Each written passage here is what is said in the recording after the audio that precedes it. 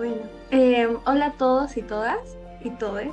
El día de hoy tenemos un nuevo episodio aquí en el podcast de Construidas. Y bueno, esto es por el mes del orgullo. Un mes donde las calles se llenan de colores y donde también es urgente bajar el volumen, ya que muchas voces necesitan ser escuchadas.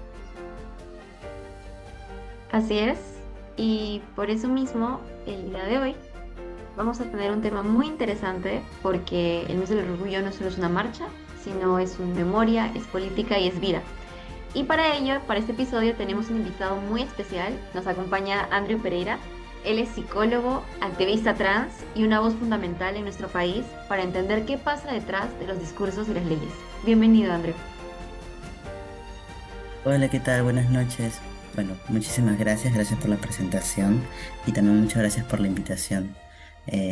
Nada, estoy muy emocionada de qué es lo que puede surgir durante el tema de la conversación en esta entrevista, así que muchas gracias. Muchas gracias a ti por aceptar la invitación. Realmente es un honor tenerte aquí. Este episodio es muy especial para nosotras y también para el colectivo que nosotras dirigimos. Bueno, para arrancar motores y conectar, vamos a preguntarte, vamos a comenzar por la primera pregunta. ¿Qué es lo primero que piensas desde tu propia vivencia cuando escuchas el mes del orgullo? Ok, una pregunta muy densa. Realmente, mm, es lo primero que pienso. Em, Anteriormente pensaba, previo a el ser activista, el temor cuando se acercaba el mes del orgullo, ya que no había salido, entre comillas, ¿no?, del closet, aunque no debería ir a un closet. Y el hecho de que, no el que dirán, sino el que me dirán.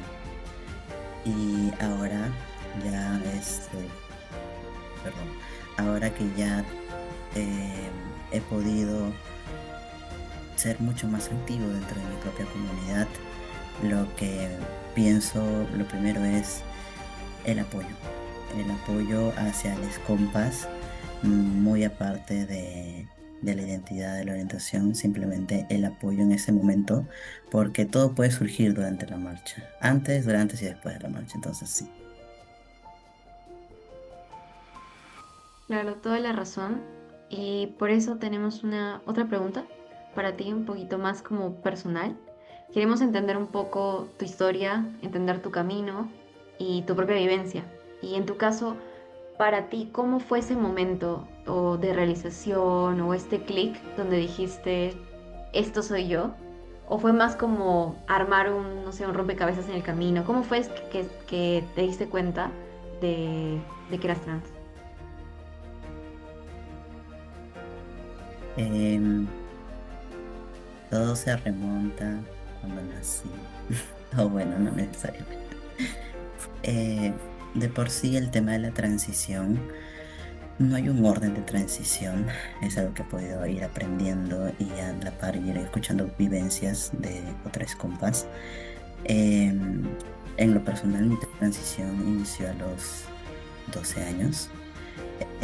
Vengo de una familia extremadamente cristiana, slash evangélica, entonces el tema de las creencias está muy marcada aquí. Sin embargo, fue un proceso entre la culpa, entre el temor, ¿no? Más por el quién soy, es por el qué es lo que esperan de mí.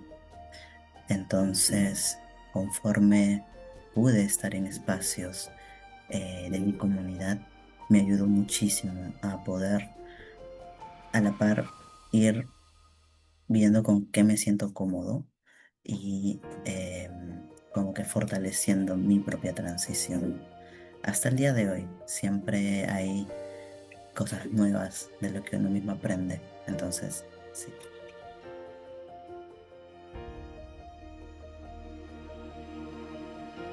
Es muy importante conocer eso y realmente valoro que te hayas abierto un poco respecto a ese proceso, que sé que es un poco complicado y también mencionarlo cómo fue, ¿no? Cómo fue el proceso y hasta dónde estás ahora, todo lo que has pasado. Me imagino que ha sido algo que lo has, no digo, quizás superado, sí, pero estás en proceso y yo sé que con la comunidad todo, todo se puede. Bueno, la siguiente pregunta es que sabemos nosotras que eres psicólogo de profesión, entonces, desde esa mirada psicológica, em, ¿qué mentira tú te repetiste por mucho tiempo sobre ti mismo y que ahora crees que puedas mencionar? Qué mentira. Creo yo que el hecho de la masculinidad, algo que he podido escuchar, pero a la par se valida cada proceso, es el hecho de no hay como que no hay un molde para ser trans, ya sea feminidades o masculinidades, eh, enfocándome más en lo masculino, transmasculino que soy. No hay un molde para poder ser netamente masculino. Y eso es algo que se va aprendiendo, porque la mentira, por así decirlo, que me repetía mucho era, ok, eres un chico trans, tienes que verte más masculino. Cuando la verdadera pregunta es, ¿qué es ser masculino aquí? O simplemente son desde los estereotipos que se escucha y a la par que como sociedad hemos ido arraigando dentro de nuestros pensamientos.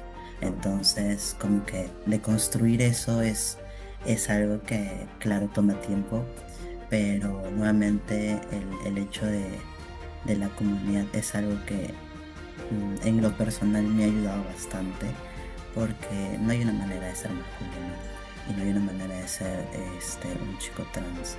Entonces, simplemente es qué es lo que te hace sentir cómodo, incómodo y cómo habitas en ello. Ujú.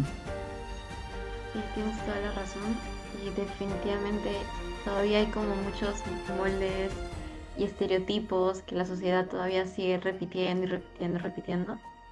Y prueba de ello, considero y creo que como estamos junio es importante hablar de esta confusión que existe dentro de la sociedad entre lo que es la orientación sexual y la identidad de género. Siento que muchas veces la gente los confunde terriblemente y por eso queríamos preguntarte desde la psicología, em, ¿qué consideras que vendría a ser, o sea, lo más problemático de esto, de esa confusión entre estos dos conceptos?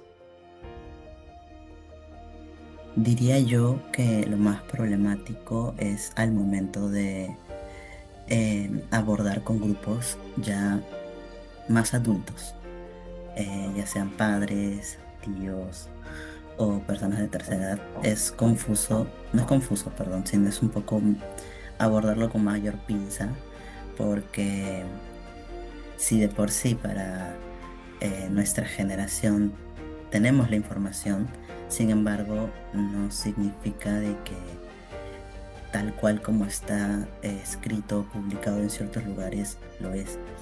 Es algo que se va a ir aprendiendo, es algo de lo que uno a uno va a ir pudiendo descubrir en el camino.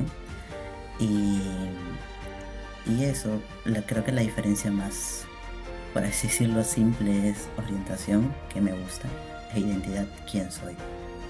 Ujú. Y entendemos que ellos se construyen el camino, como todas las personas van construyendo su propia identidad, y es muy importante reconocer ello. Bueno, ahora vamos a jugar algo pequeñito, mito versus realidad.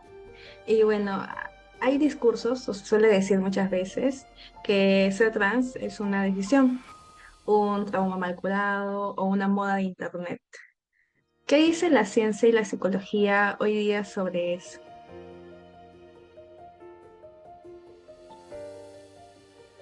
Ok, em, ¿qué dice la psicología frente a ello? Yo considero, y bueno, también por los espacios en donde he podido estar, se, se rigen mucho ¿no? Valga la redundancia, porque la psicología es una ciencia, pero se rige mucho de las vivencias que uno ha pasado en la infancia, y a lo cual como estas vivencias marcan su, su yo de ahora. Sin embargo, hay algo que no se puede evitar, que es la vivencia personal e individual que cada uno puede ir cargando, ir llevando. Em, Porque sí, he escuchado esas frases de, eres trans, entonces has pasado por esto. Como que insinúan o ya proyectan cosas de uno que capaz ni siquiera ha vivido. Entonces, a una transmasculinidad, transfeminidad, una persona trans en general es como de cierta manera invalidan la transición de uno. Obviamente el ser trans no es como un me levanto y quiero ser trans, me levanto y quiero que todos o la sociedad eh, me quite ciertos derechos. No, claro que no. Es algo de lo que uno va a ir explorando, de lo que uno explora, de lo que uno se siente cómodo dentro de nuevamente utilizo la palabra molde del binarismo. Entonces, esa sería mi respuesta frente a ello. Vamos a pasar a otra sección de la entrevista. Ahora vamos a centrarnos un poquito más con lo que sucede en nuestro país, en el Perú. Em, Conocemos el panorama legal y social y probablemente la mayoría de personas que estén escuchando este podcast también sepan de que el Perú ahorita em, tiene una coyuntura legal y social complicada, y más tratándose de la comunidad LGBT. ¿Cuál consideras que ha sido la batalla legal o social que actualmente sientes que estamos perdiendo? O también, ¿cuál crees que consideras que estamos ganando? ¿Qué cosas se está haciendo bien?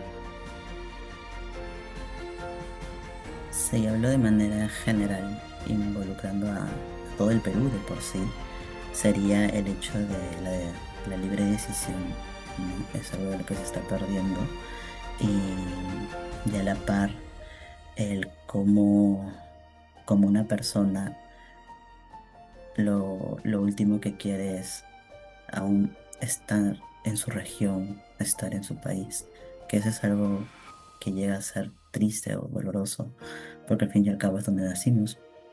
Y si hablo netamente de la comunidad, de mi comunidad, em, es como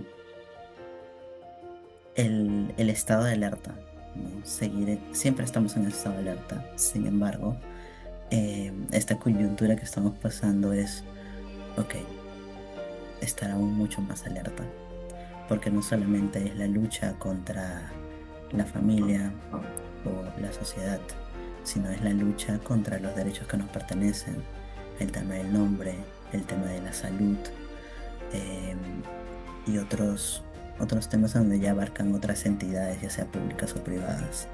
Sería que eso sería lo que estamos perdiendo, y lo que estamos ganando, diría yo,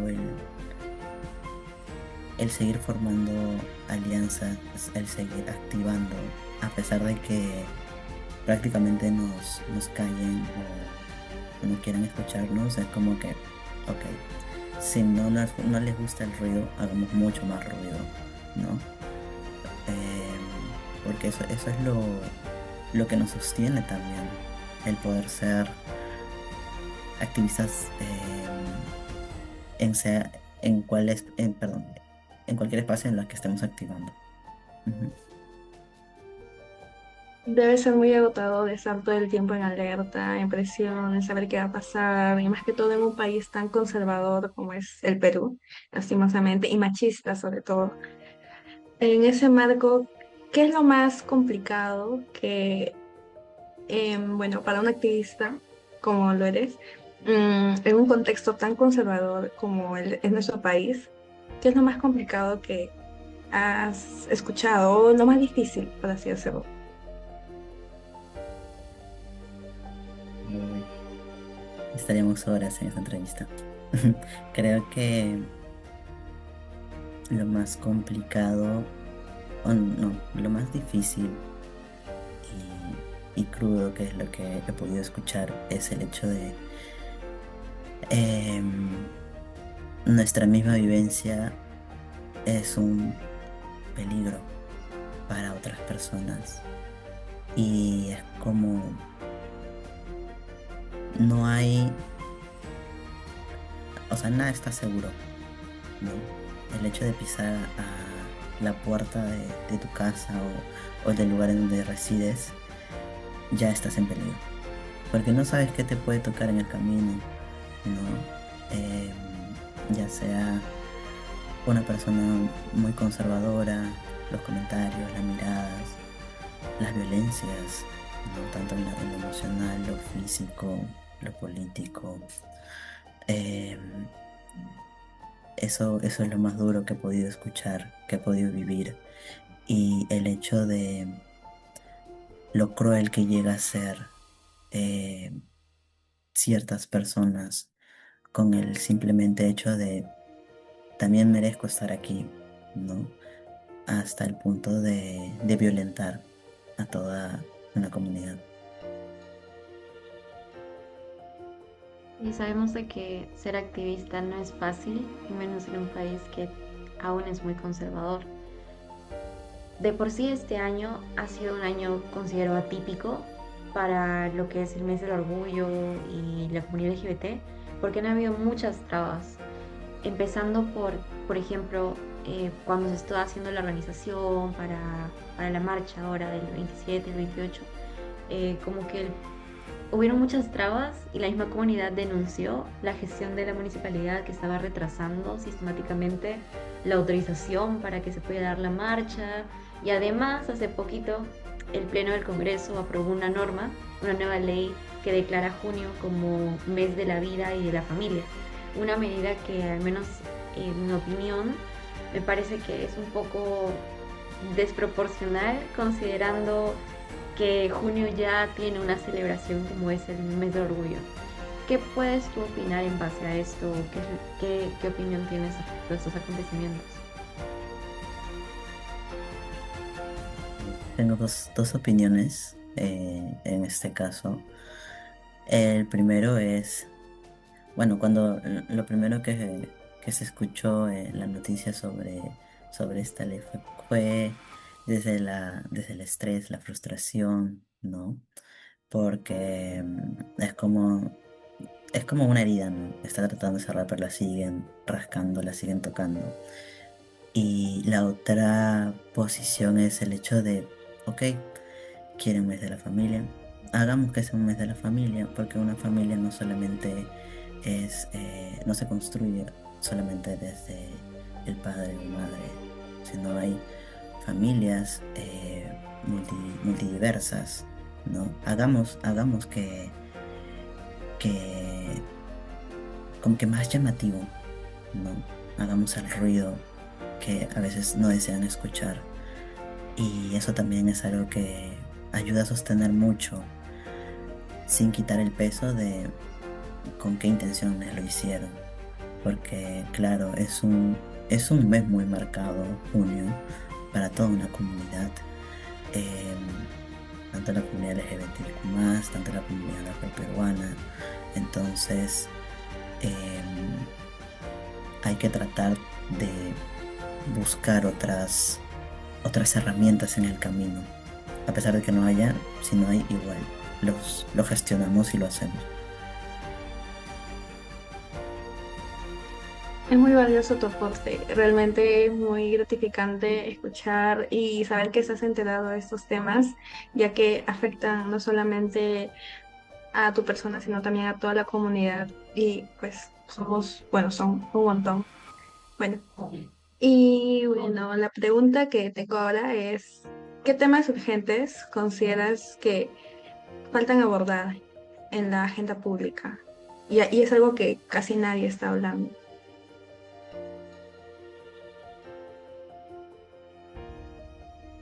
Eh, mm, la verdad, hay varios temas que ahorita como sociedad de por sí falta pulir, ¿no? Falta que capaz sí se escuchan, sin embargo, no le prestan esa atención que se debe, o la importancia que se debe para poder capaz hacer, no sé, incidencias desde la prevención, desde la promoción, ¿no? Algo que el camino de tanto de la psicología como del activismo en diferentes espacios me ha podido permitir también empaparme el tema, por ejemplo, el tema de la ESI, que es sumamente fundamental, ¿no? Aún falta brindar la información que se tiene a diferentes partes de las regiones, no solamente Lima, ¿no? Capaz de centralizar las informaciones que tenemos para, por así decirlo, explotar todas las cosas que cada uno de nosotros hemos podido ir escuchando, hemos podido ir aprendiendo, em, ya que, bueno, sí, soy psicólogo y la psicología abarca desde diferentes ramas, ¿no? Desde la educativa, desde lo social, comunitario, clínico, pero también todo está en base a la educación. Entonces, em, sí, desde esta área empezamos a ir promoviendo y ir gestionando, podemos.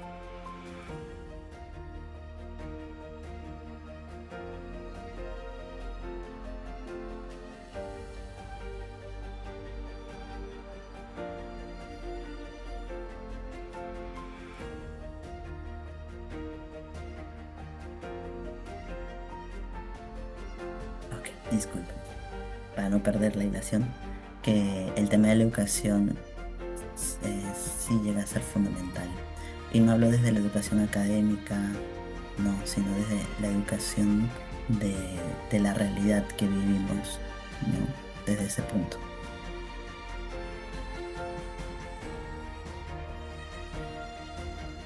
Claro, es verdad lo que dices y comparto por completo lo que mencionas.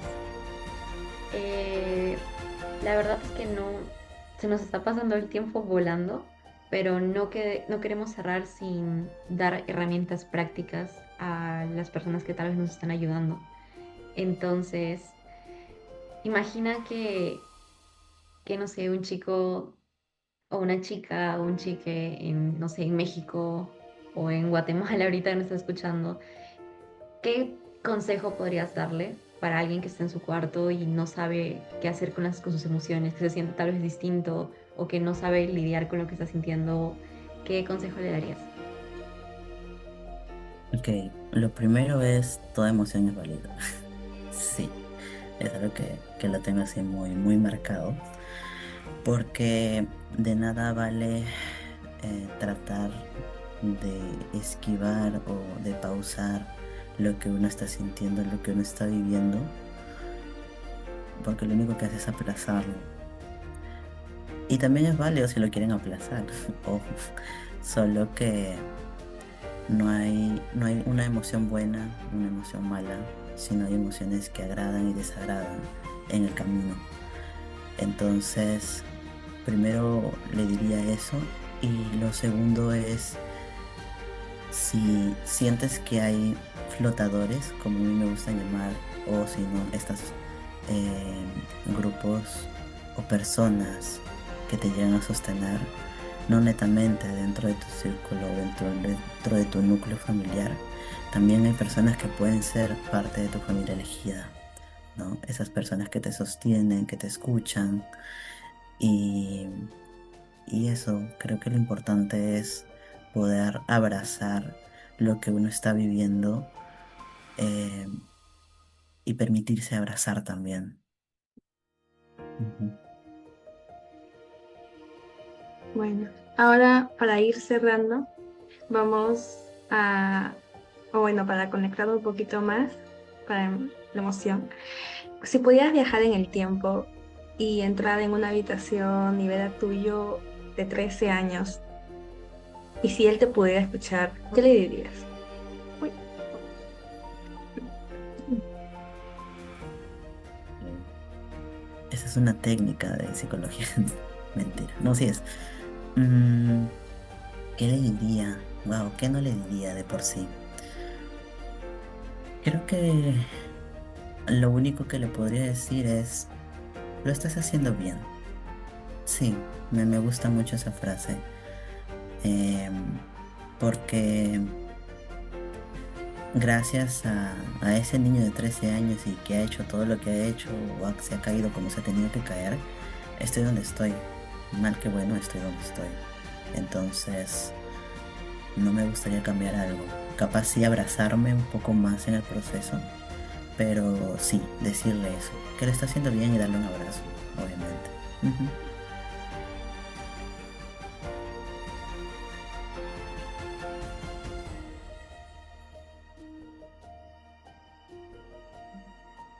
La verdad es que nos has dado un mensaje súper bonito y qué cierre tan hermoso. Nos dejas con el corazón lleno y con mucho mensaje motivacional. Así que muchas gracias, Andrew, por tu vulnerabilidad, por tu conocimiento en psicología también y sobre todo por seguir, por toda la lucha que haces con el activismo. también queremos agradecerte de nuevo por haber aceptado la invitación. Fue muy rápida y fue de un momento para otro.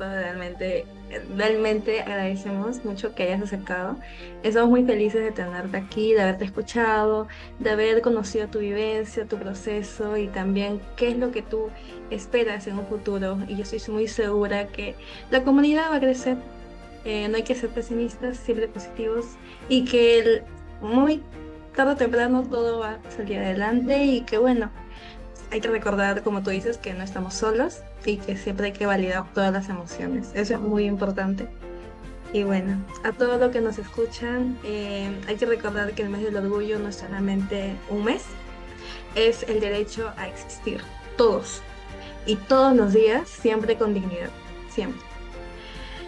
Bueno, nos escucharemos en el próximo episodio. Muchas gracias. Eso es todo. Muchas gracias. Esto Bye. fue Ujú. Deconstruir Bye. Liderazgo.